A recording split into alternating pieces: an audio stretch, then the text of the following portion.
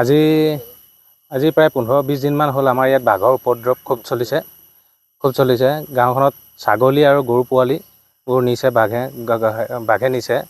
আমি বিভাগীয় কৰ্তৃপক্ষক কেইবাবাৰো অনুৰোধ কৰিলোঁ যাতে তেওঁলোকে কিবা উপায়েৰে বাঘটো ধৰি নিয়ক, কিন্তু তেওঁলোকে অকল আৰু দুটামান ফটকা লৈ আনি ফুটাবলৈ দিয়ে, কিন্তু সেইটোৱে আমাৰ কাম চলা নাই। গতিকে আমি বিভাগীয় কৰ্তৃপক্ষক অতি শীঘ্ৰে অনুৰোধ কৰিছোঁ যাতে তেওঁলোকে এই বাঘটো ধৰি নি আমাৰ অঞ্চলটো কৃষকসকলক যাতে ৰক্ষা কৰে। মানুহ বহুত শংকিত হৈছে। এতিয়া গৰু ছাগলীবোৰ এৰাল দিব নোৱাৰা হৈছে পথাৰত। বহুত দূৰত নহয়, এতিয়া আপোনাৰ গৰু ছাগলীবিলাক লৈ আহে মানুহে চৰাবলৈ লৈ আহে, তাৰ মাজৰ পৰাও লৈ যায়।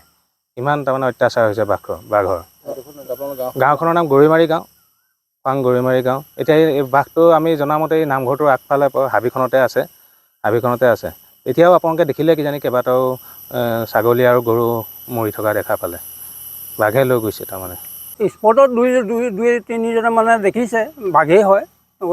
গৰু পোৱালি আৰু এই খাচী ছাগলী, তাৰপৰা ছাগলী পোৱালি, এইবোৰ এনেকুৱা ধৰণৰ সন্ত্ৰাসৰ সৃষ্টি কৰিছে যে মানুহ ইয়াত এতিয়া ছাগলী গৰু পুহিবই নোৱাৰিব।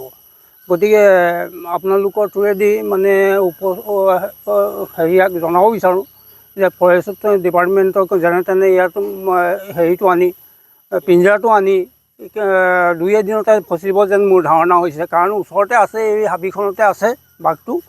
আৰু কাৰণ যোৱাকালিয়ে চেউৰী এজনী আৰু ছাগলী দুটা মাৰিছে।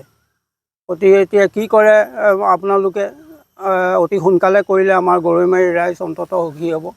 আৰু লগতে গৰৈমাৰী খেতিয়ক শ্ৰেণীৰ মানুহ গৰু ছাগলী পুহিয়ে প্ৰায় চলি থাকে।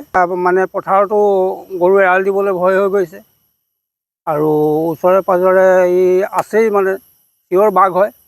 গতিকে ইয়াৰো এটা সুব্যৱস্থা কৰে যেন।